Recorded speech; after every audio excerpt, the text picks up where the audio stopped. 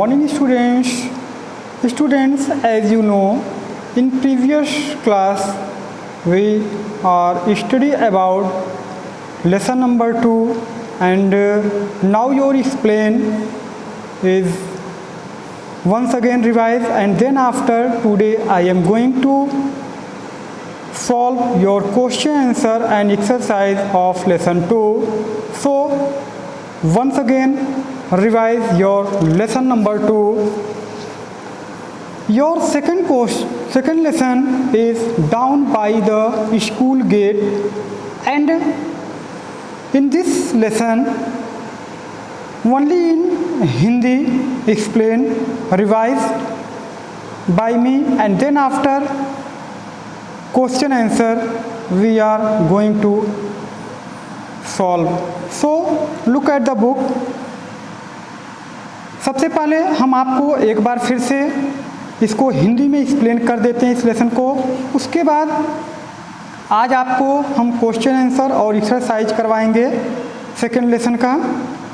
There goes the bell it is 3:30। जब 3:30 बजता है बेल लगने वाली होती है, and down by the school get you will see. तो स्टूडेंट कहता है कि गेट के बाहर कैसा दृश्य होता है, उस समय का वर्णन करते हुए बताता है वो बच्चा, मीन्स आर्थर बताता है कि जब हमारे स्कूल में 3:30 बजे घंटी लगने वाली होती है या लगती है, उस समय गेट पर किस तरह का दृश्य होता है। तो वह कहता है कि वहाँ पे 10 माताएं एक दूसरे से बात कर रही हैं, 9 बच्चे घूमने वाली गाड़ी में रो रहे हैं, और 8 पिता लोग अपने कार की पार्किंग कर रहे हैं, और 7 कुत्ते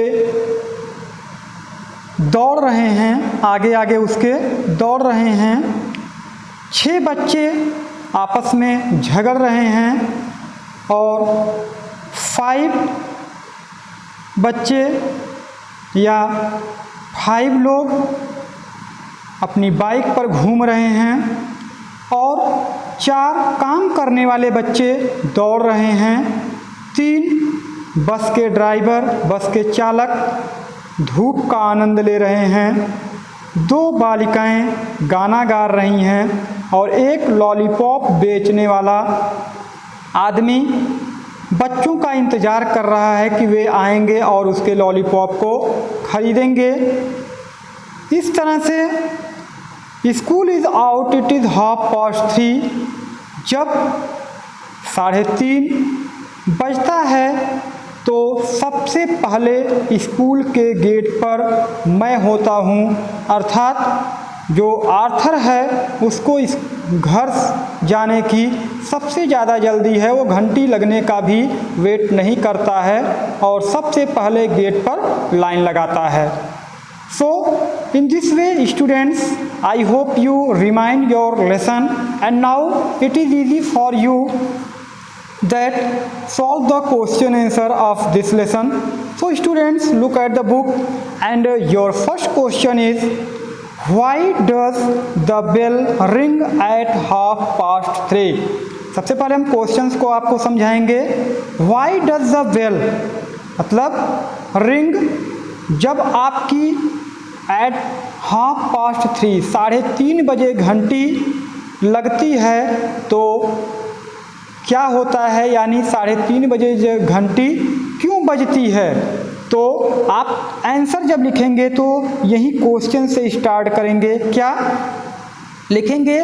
the bell ring at 3:30 to indicate that school is over for the day. Means answer क्या हुआ? 3:30 बजे घंटी बजती है, तो क्यों बजती है?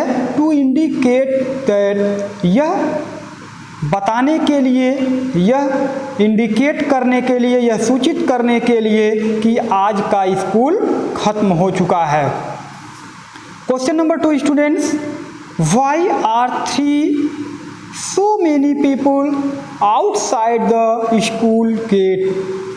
यहाँ पे क्वेश्चन कर रहा है कि वहाँ पे बहुत सारे लोग स्कूल के गेट पर क्यों हैं।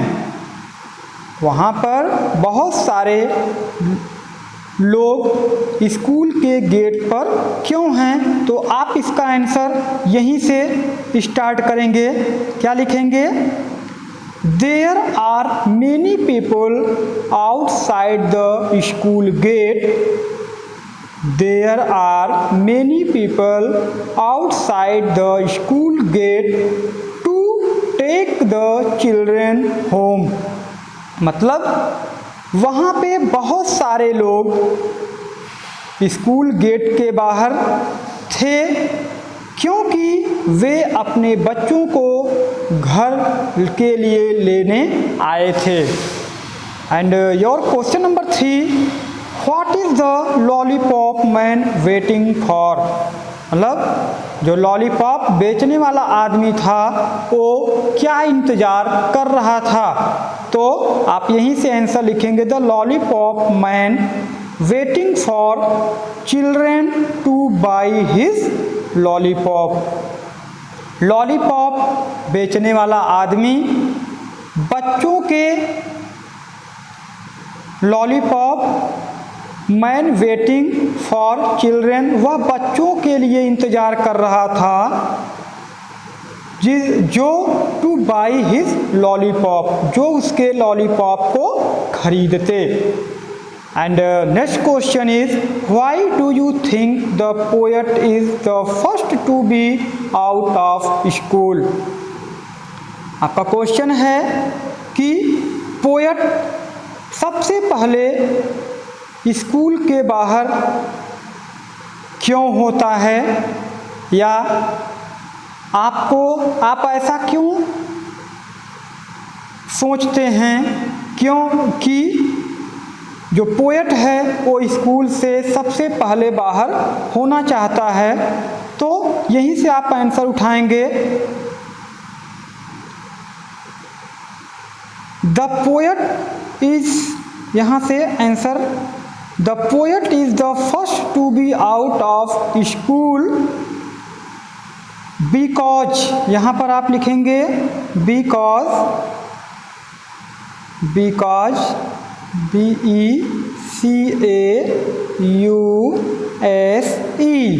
because he cannot wait to get out। मतलब आंसर आपका ये हो गया कि जो कवि है वो सबसे पहले स्कूल से बाहर इसलिए जाना चाहता है, ऐसा हम लोग ऐसा इसलिए सोचते हैं क्योंकि वह वेट टू गेट आउट, वह बाहर जाने का भी इंतज़ार नहीं कर सकता था। मतलब इंतज़ार और लोगों के निकलने का नहीं कर सकता था, नहीं करता था, वो लाइन में सबसे आगे जो है खड़ा होता था। नेक्स्ट क्वेश्चन नंबर 5 है, how do you get home after school. ये इसके बहुत सारे आंसर हो सकते हैं, जैसा आप सोचिए, जैसा आप चाहिए वैसा लिख सकते हैं कि आप किस तरह से स्कूल के बाद घर जाते हैं। तो हमने जनरल क्वेश्चन का, इस क्वेश्चन का एक जनरल आंसर लिखवाया है, वैसे आप अपने हिसाब से कुछ भी लिख सकते हैं। क्या लिखेंगे? I want to go home after school as soon as possible.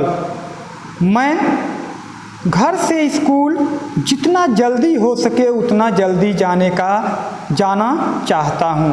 Okay, so students, your question answer of second lesson is completed, and now your exercise of B of this lesson is find the word in the poem that rhymes with these words।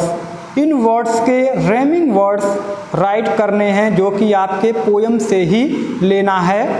तो जैसे 3 का rhyming words हो जाएगा सी, talking का, स्क्वैकिंग, parking का, banking, running का, शनिंग, singing का, waiting.